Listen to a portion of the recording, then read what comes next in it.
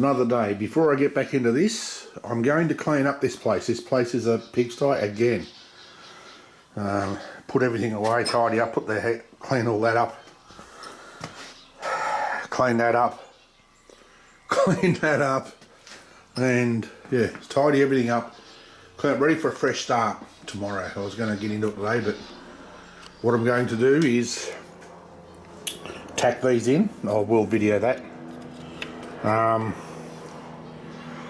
Then undo it, lift it off, weld the bottom, and I'm going to put another stand on its end and put another bead along there, and I'm going to put it up on the mill and use the 45-degree chamfer tool and machine it clean along there. So just to make it look nicer than that looks terrible.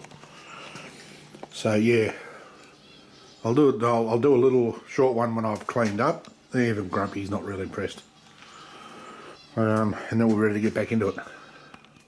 Alrighty, good morning. It's the next day. I've finished cleaning up. Look at this, look. My wife come out and helped me to get the stuff off the floor because I still can't bend over properly yet. Getting there, getting better. So I just got to get that. My son decided to paint part of his engine cover in his car.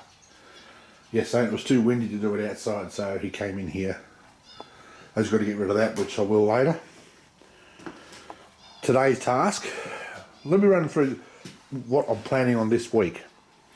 Now today's task, I'm going to get these tacked in, get this off. I'm going to get my son to help me lift it off, put it on there, weld it, both sides. Before I put it up on the mill, oops, sorry, the light. I'm going to do these bolts, put the chain back on, tighten that sprocket's tight, this one's not yet.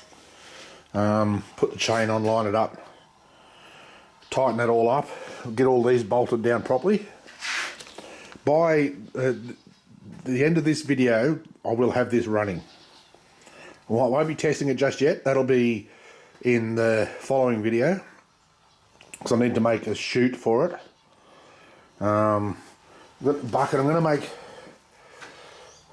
it'll probably be the other side, but the bucket's going to go under it, probably around about there. So I'll make a chute, because I want to make it, even thinking about putting a tray that you could pull out and push back in, because I want to make it easier for Big Stack, particularly if he's recording, so he can record what's going in and what's coming out. It's going to be much easier to do it like that. So that chute won't take much. Yeah, there's a few little bits and pieces. I'm going to measure that, put make the bit up for the shears.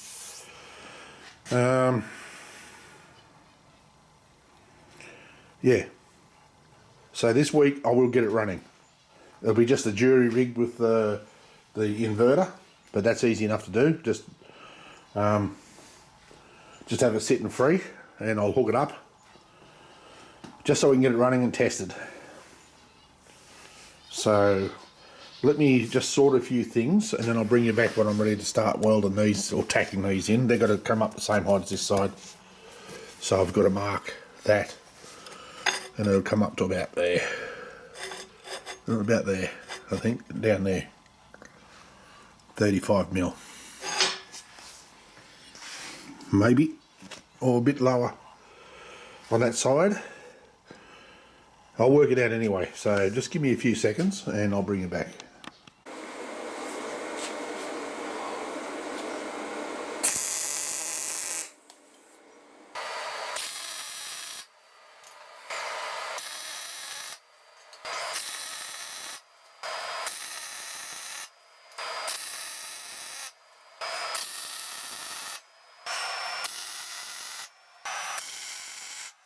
Alright, that's welded in, or tacked in.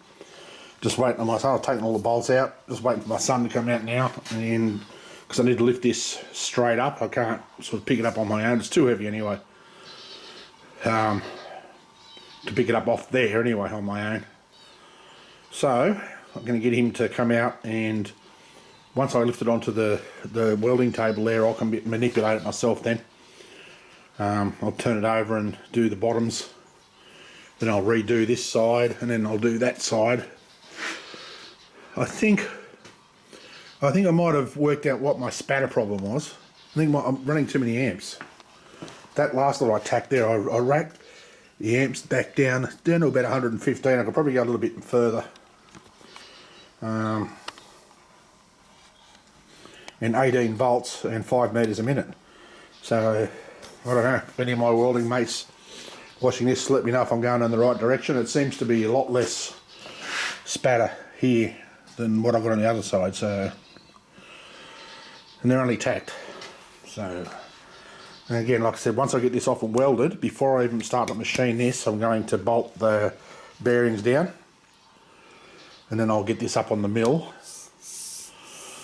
and work out a way of cleaning up this so the top of it looks nice. This side looks terrible. I'm too embarrassed to show it. So yeah. And while I got all this off and tightening those down, I put the chain on, tighten that sprocket up. Get this saw to get it back on. Then I'll take this back off and make that spacer. I'm going to make a spacer for each side. I'm going to measure it. This side and the same on this one, so that they won't move in either direction. And then we might be ready to start wiring, and just to give it a test run, I want to run it first without this on, then put this on and run it, and then tighten up all these are nipped up. These are tight, but not tight, if that makes sense. So I'll be able to run it, and yeah, it'll be close to testing. Like I said, I won't get the testing done in this video, but we'll get it running. The next video will be tested. I'll build the chute under it, and I'll build the bucket stand, and then we'll test it with all of that. That's why I moved all that stuff off my bench into my powder coating cupboard. And we'll start testing it with that. I'm going to do some easy stuff first. I'm going to go and get some cans. I'll probably get a dozen or so cans. So I'll couple in whole, then I'll flatten some and throw them in. Let them go through, and then I'll start doing some of that aluminium. Then the copper.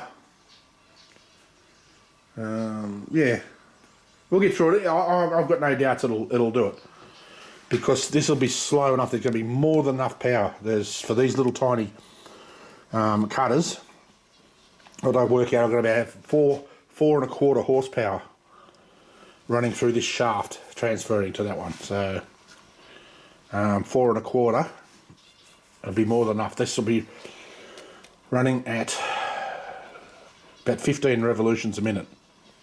So one full revolution every 4 seconds. So that's going to be plenty of torque, miles and miles of torque. So yeah, that's the only thing that's a little bit worrying for me is how it's going to cope. I think it'll cope fine. These are plenty hard enough. I said that's 650 grade, or QT 650. I'm not sure exactly what that means, but that 650 is pretty hard. That's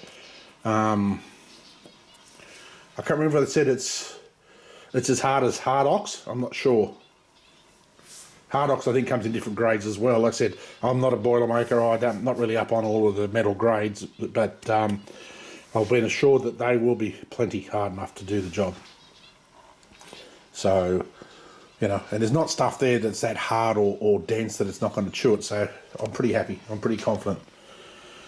So it's just the clearance on everything, you know, like getting it to run, the clearance, the cutters, and on the combs, just to make sure everything clears, and if it rubs hard and takes chunks out of shit, you know. That's the other thing that worries me.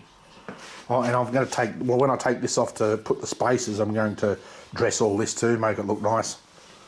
Might even put it in the mill and machine the tops off.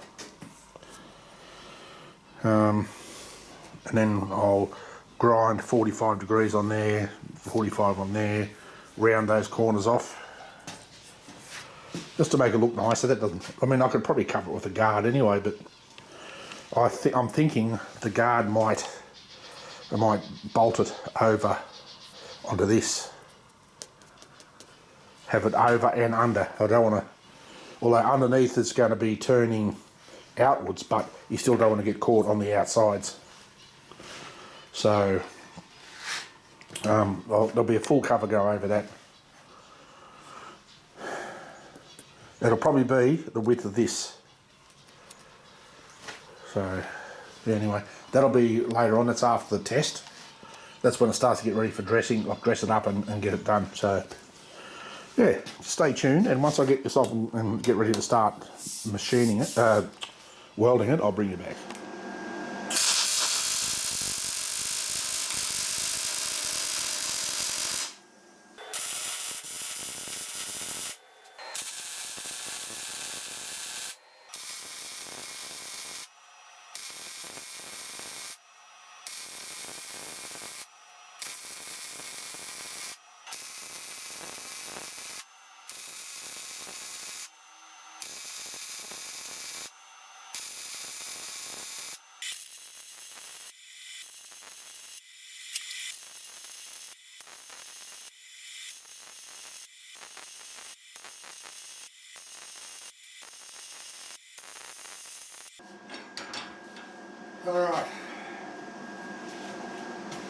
Alright, that's that one done. I'll flip it over now and do the other side. Do the top end, the top, and then I'll bring you back. Stay tuned. Alright, got that all done. It's all welded. I've re-welded the first side and the other side. I'm going to take them over to the mill shortly. Got these washers done, and these are nipped down, chains on. That sprocket's locked up tight. What I've got to do is make something, probably a plate, 3mm if I can find it, or even 6, it doesn't matter, to put under that, so I can put some adjusters on it so I can tension the chain properly. That won't be a huge task. It'll be pretty easy to make. I've just got to find something to utilise. I should be able to find something somewhere, surely. But I won't worry about that now. I'll get it running first before I do that. I can't turn that anymore. It does have a tight spot, but it's not too bad. So I should be able to push through that. Once it settles in, there could be a bit of, spatter or something jammed in it. I don't know. It's not really, it didn't feel like, it wasn't crunching or anything. So, I mean, even if I just back these off just a half a turn and then run it for a little while, stop it, then nip them up, run it, nip them up. And then put this on. This was catching, coming off. I don't know where it was catching. We had a bit of trouble lifting it off. It wasn't on the teeth. So, we lifted it, tried to lift it straight up, but we got it eventually. So, I don't know. It wasn't because we lifted it up high enough that it cleared this, but it wouldn't come all the way off, so I haven't bugged if I know where it was catching. It certainly wasn't on any of this. Oh, I might go through it now and nip these bearings up as well while I'm at it.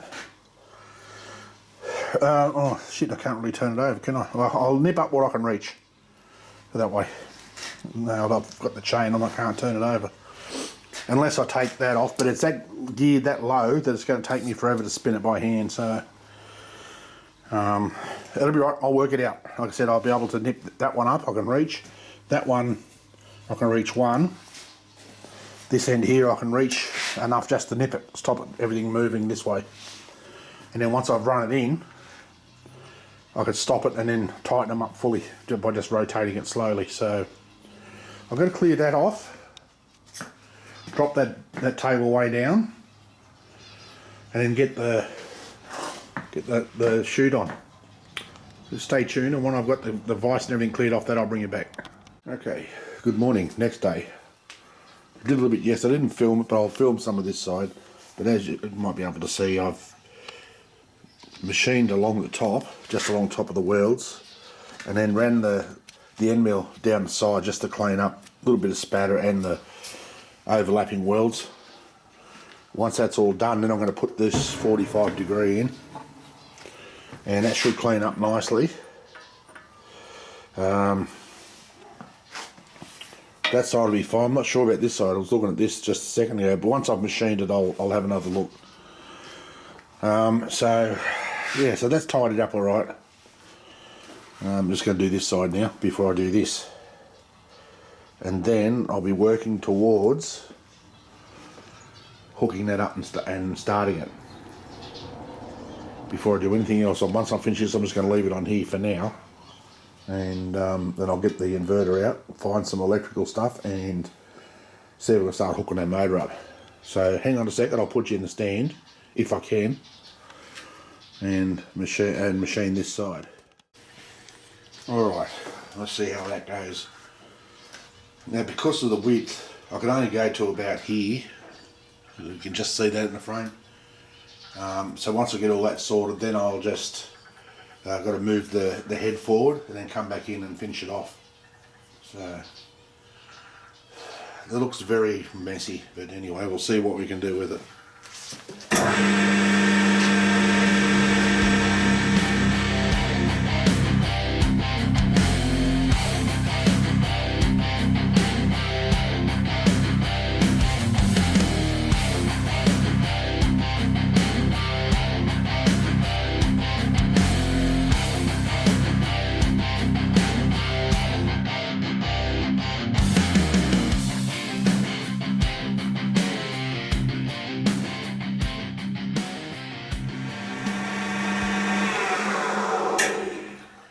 Seems this ends out a little bit. I might have to move it that way a touch. Just let me sort that.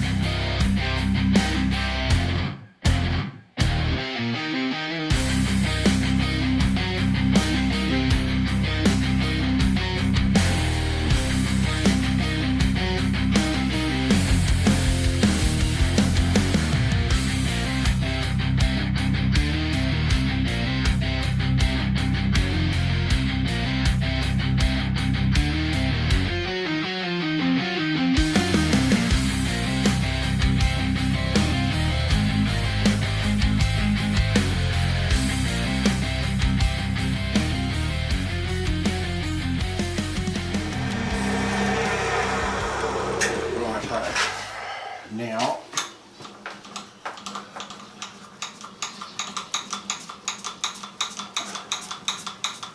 that was chattering quite a bit, I don't know why.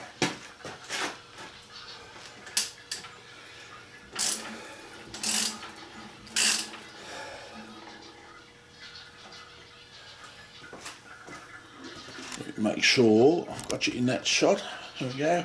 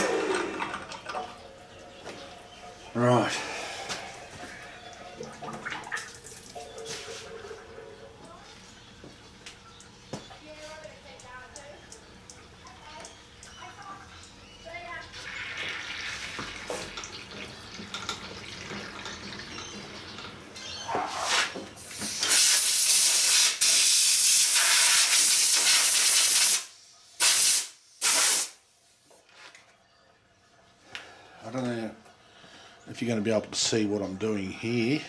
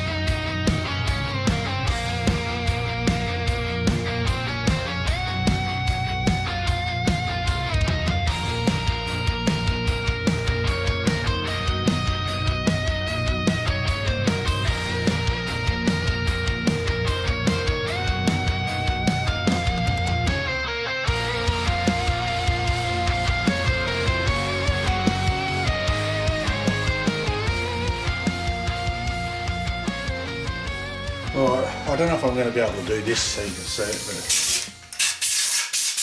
you get the idea.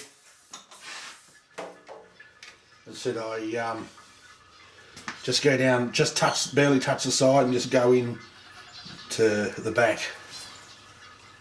So just to clean those welds up in there. So I'll take you off here, and because I'll need to stick my head in here so I can see what I'm doing. And the last thing you need is to see the back of my ugly head. Stay tuned, I'll bring it back when I'm done. Alright, I've got those done. I did it without recording it because I had to have my head in the way. So that's tidied up quite a bit. It looks a lot better, but what I'm going to do, and I had a thought about, because it's only got a weld on one end, on each end, I'm thinking about getting a bit of flat bar, putting it and laying it down on top of here, and then just weld the flat bar and stitch it, and then just put a tack on each one. That's going to stop them wanting to move that way as well, because there's nothing sideways to stop it from moving. So, I mean, I can come all the way down here if I wanted to, but I sort of come down about here. I'll just see what flat bar I've got first, and I'll do that later once I'm ready to get it back on, because I want to pull it down, clean all the spatter out of it. So what I'm going to do now is get this,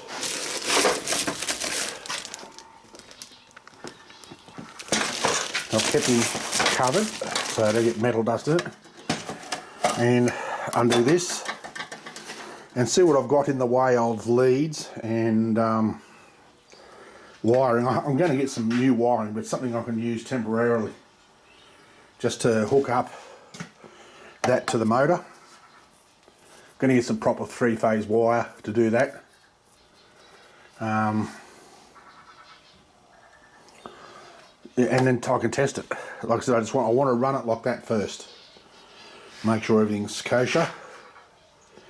Once I've run it, got everything settled down, before I put the top back on, I'm going to make my chain adjuster. I don't know if I'll get it in this week's video. But before I put everything back together, this will come off and I'll machine it, like I said yesterday, sort that out. Run this and get it settled down. And then I'll make the chain adjuster, get that on, put the top back on. Won't take much to make a chute to bolt underneath there, and then we're ready to test, but that'll be the next video. So this one's a big step forward. Actually, finally, after, what are we, 8 months of build, finally getting it to run. So I know it's not going to have any trouble slicing anything, because the gaps are minimal in between, and that's what I wanted, so it actually cuts the stuff instead of ripping it. Because I've noticed, if you look at some of the shredder videos, some of them that are particularly older ones that are worn, and you look at the product comes out of it, and it actually rips it to pieces, rips it apart instead of shearing it. I don't want to do that. Well, we won't have to anyway, because we're only going to be doing big stack friendly material, which will be copper, aluminium, some cast stuff like cast aluminium, stuff like that. So They won't blunt this, but as I said, that'll shear. It'll get everything cut nice and cleanly. Particularly when doing swarf, if you want to run some of that swarf through it, or wire. I've got some little wire there. That's the stuff that's fairly important too. You need that to cut relatively cleanly too. So let me find some stuff, some wires and some cabling, and we'll come back and see what we can do. Righto, I've been rooting around here for a little while. And I know, please, if you're an electrician, turn away now. For those that are going to jump up and down, I know they're not heavy enough. They're just spare leads I had floating around so I could hook it up and test it, because I'm not going to run it under full load till I've got it wired properly. So, but if you will notice, look at that. It's running. It runs. It works. I did have it running, I won't lie. It's not the first time. And I actually run a can and a bottle through it. Put a little bit of grease on the gears. Just at light. It's well, it says it's heavy duty, but it's a high speed grease. But I'll probably put something better on that. And I've sprayed those with a little bit of WD-40. It just got a little clunk and click, and it's actually getting lighter and lighter. So I'm just going to leave it run like that for a while. And then I'm going to tighten all these up. I might even have to take them out. Those nuts look like they might be still a bit too thick to tighten the plates up. We'll see. One side's alright, the back end's alright. This side, there's a couple there. I'm not going to put my hands too close to that, because that will take it off and it'll pull your arm all the way through that. There'll be no getting out of it. There'll be no say, oh, you're going to lose a couple of fingers. That will pull your arm all the way up until it's ripped your arm off clean. So hence why it's going to be well, when it's got the top on it, of course, and the combs in there. Some of this stuff did get caught in the teeth, but there's no combs to push it out, so but it shredded it nicely. I'm not going to put anything else through it. I want to put any of that other stuff until I do the full test video, which I'll probably do when I've got everything hooked up. But I think I might call this video, because then I can get a video up of it running. Finally, it's taken 9 months and a lot of heartache, mental anguish. That's just me, not well, I mean, things do give me some mental anguish. Those bearings I've nipped down. They're not fully tightened, but they're tight enough that they're not going to move. Yeah, that clutter you hear is just probably a couple of those plates just jiggling a little or touching, but that is nowhere near what it was when I first started it. And it's only been running for about 5 minutes. I ran it long enough to take a video to send to BigStack, and he's probably creamed over it already. He's been waiting for this patiently. He's a good man for being so patient with me. And I know he's aching to get this there, and I'm aching to get it to him. So this should be, I'm expecting this to be finished in the next probably 2 weeks. By the time I dress the bottom, of course, I've got to put stuff around it. I'm going to do the bucket holder and the chute. That'll be next. That'll be in the next video. And then we'll bolt everything back on and test it. Once it's been tested and it works fine, it functions fine, then I will strip it to paint it. So yeah, I'm pretty happy now. I'm stoked. I was quietly filling my strides, because I thought, what happens if it sort of starts and then goes bang, you know, if it catches on something. But that's lovely. All right, I might call it at that. That's running not quite full speed. It can run, that's full speed. Sorry, the wife came out and I had to show her, because I had to share the joy with someone.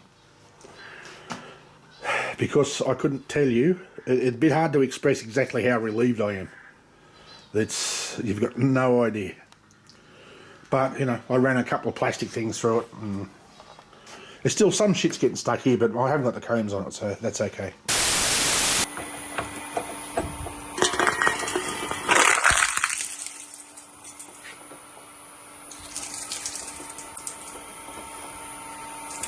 still a little bit stuck in there because I haven't got the cones in there, but as you can see, it's all shredded. Let's try this.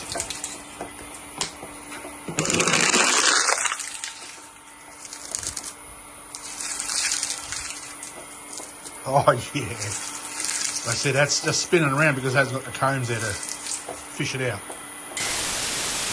And it's sort of not quite what we'd be cutting up. The cans, yeah, but they'll be crushed cans too, they won't be whole cans. So they'll go through a little bit different. So I'm going to do that. When I do the test, I'm going to crush cans and run them through it, because that's how Big Stack will be doing it. He'll be running through the can crusher. And, yeah, running them through this. Probably more than once, because we break it right down into little tiny bits. But anyway, I'm going to go and get this video up. I'll probably come back out tomorrow. I've got a doctor's appointment tomorrow. Probably Thursday and Friday, and I'll start doing some more. Getting ready for the full test. So I'll be getting that top off there and putting it on here. That's my next worry, is that the cones are going to fit in between all these and it's going to turn. It should be fine. Yeah. And then once I've got the chute in and the bottom to hold the bucket, then I will be running the proper test. And then I will do the outside and wire this all up. I've still got to get hold of an electrician that can help me. Well, I can wire that switch in.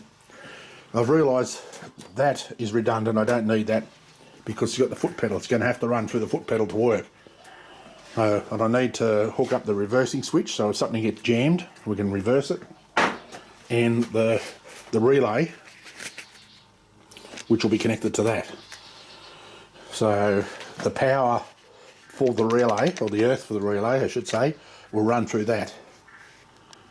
And when that relay's engaged, the machine will start. That's what I'm hoping anyway. I don't know. I mean, that might be redundant as well, but I bought it in case. That's, I didn't charge Big Stack for that one anyway, so I paid for all the electrical bits. Big Stack paid for this, I paid for the rest. So, yes, I know I'm starting to waffle because, again, I'm thinking out loud. I'm thinking using you guys to help me work this stuff out. So I will talk to an electrician. I'm trying to get one to come here, so you know, so he can explain to me the best way to wire this up. Because I do have some electrical smarts, but just not really complicated stuff, you know. I mean, I can wire this shit up as easy as piss. And that earth's hanging there because I had a fault first up. Well, I can't. You know, it was 29 revolutions anyway, 29 RPM. So we're going half that, so we're about 14 revs a minute, which is going to give that a mile of torque.